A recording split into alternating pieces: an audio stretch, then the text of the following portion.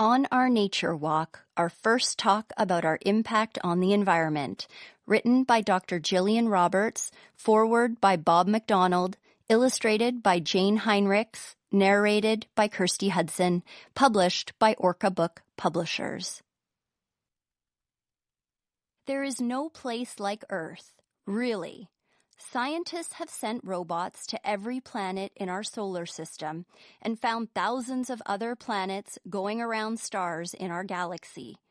And while all of them are interesting, none of them are like our home world.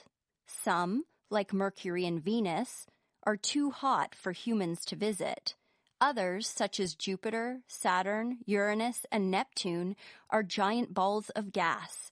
We would sink into them and be crushed to death by enormous pressure.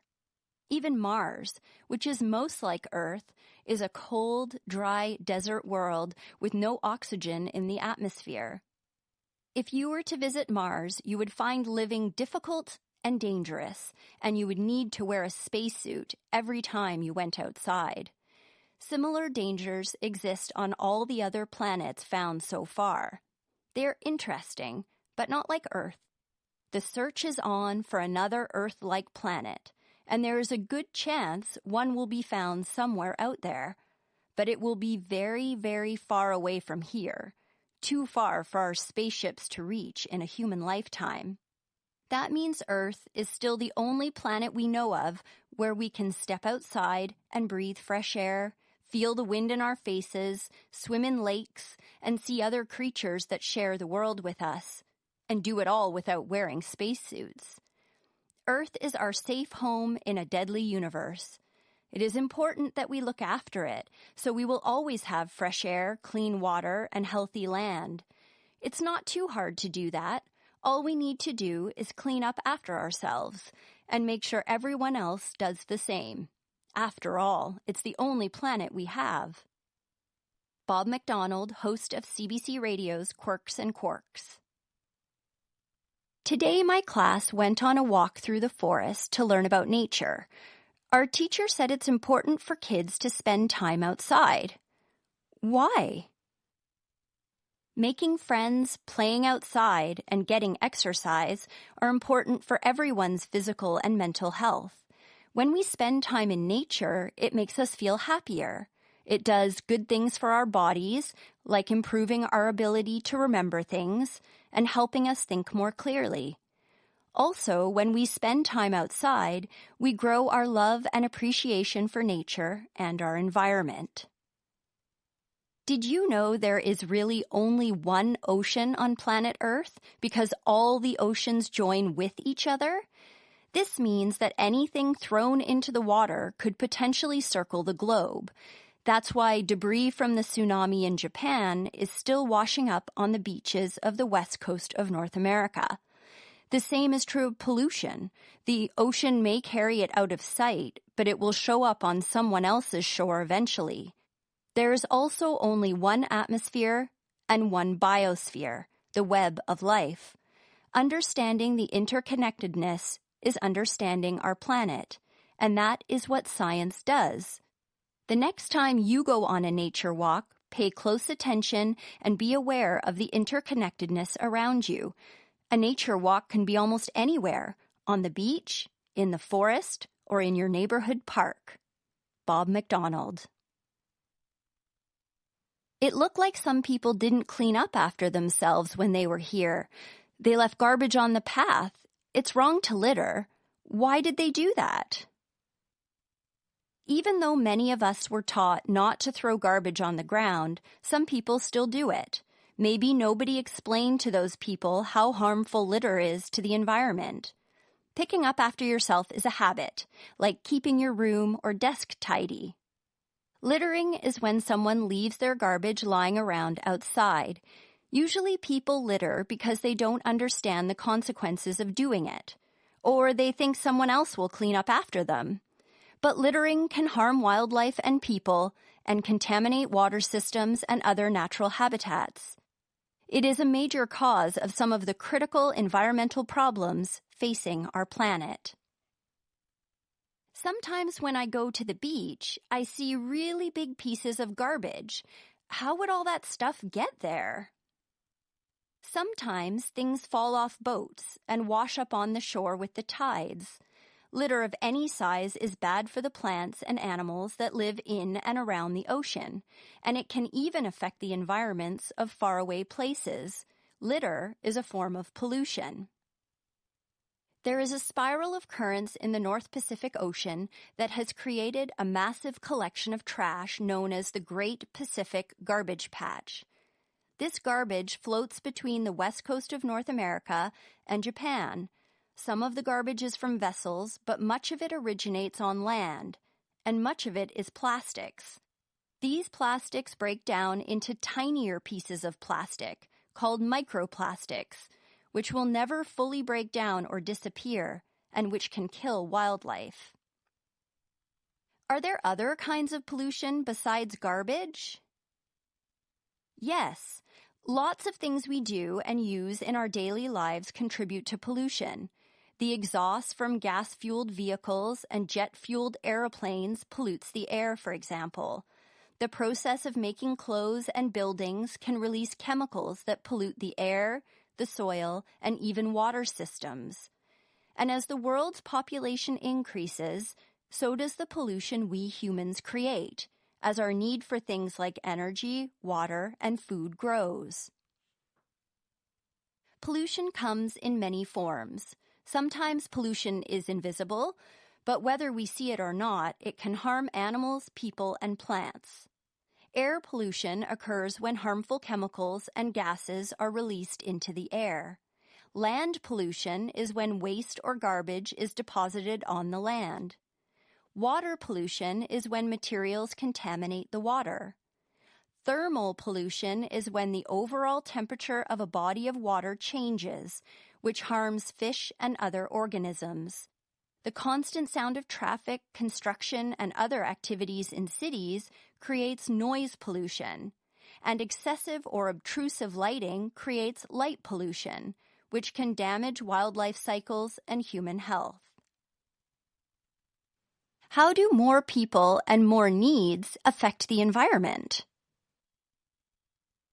Just as our bodies need food, water, and fresh air to survive, our planet needs a balance of air, water, plants, animals, and people to be healthy. When we take too many of the Earth's resources or destroy too many natural environments to build areas for humans to live and work in, we upset that balance. This harms the health of the planet and everyone who depends on it for survival. Natural resources are things we use that come from the natural environment, such as air, water, wood, and fossil fuels like coal, oil, and natural gas. There are two types of natural resources, renewable and non-renewable. Renewable resources are an endless supply, for example, air, sunlight, and wind. Non-renewable resources are in limited supply. They will eventually run out. Fossil fuels are non-renewable resources. What happens if we don't find that balance? The planet as we know it will change.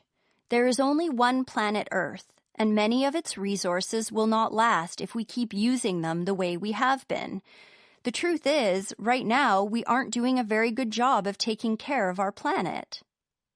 We must be responsible about the products we consume and the things we do so that we can support humans, animals, and our natural environments well into the future. This is what's known as sustainability. Our actions will have lasting, significant impacts and consequences that will affect generations to come. We can create a sustainable world by limiting our consumption of materials, protecting our natural environments, and finding eco-friendly ways to consume resources. I feel sad about that, like I'm not doing a good job of taking care of our planet. I do too.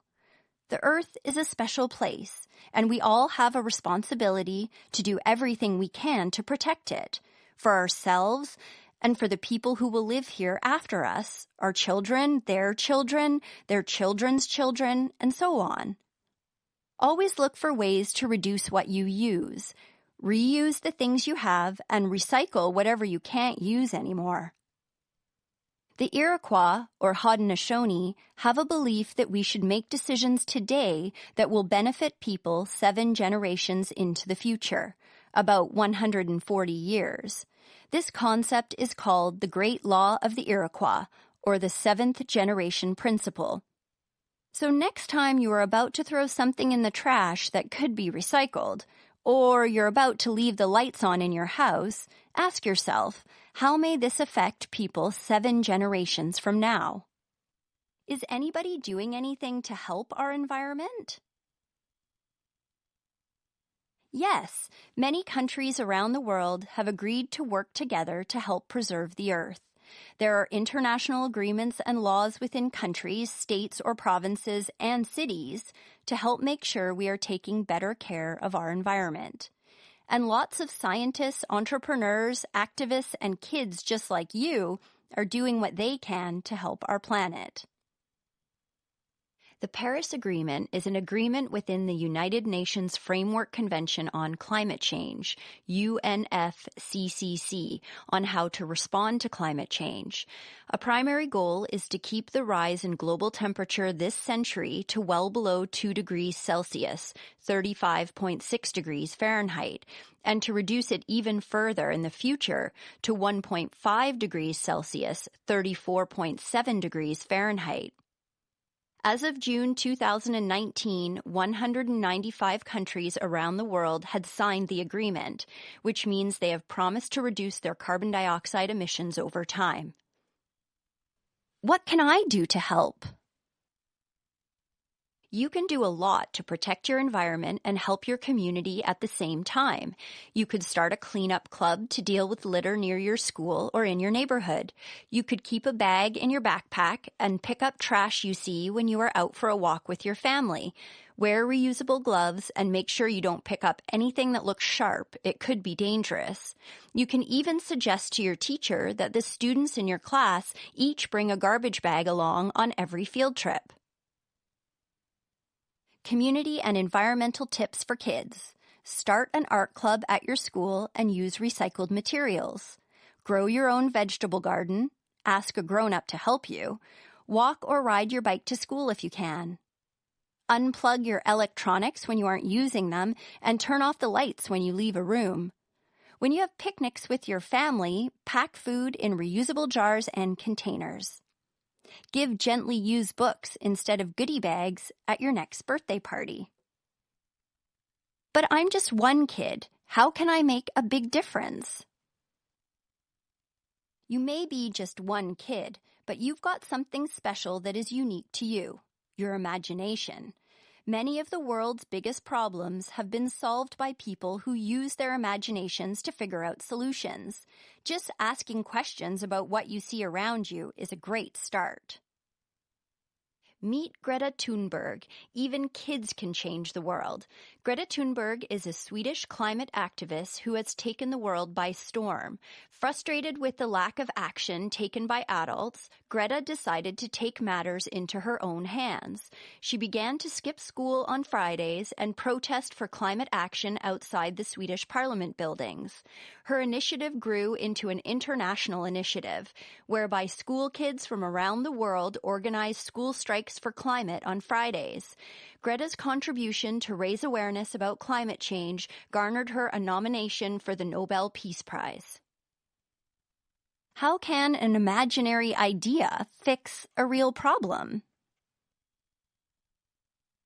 By innovation. Innovation means using your imagination to think of a better way to do something, and then creating and putting your innovation to the test.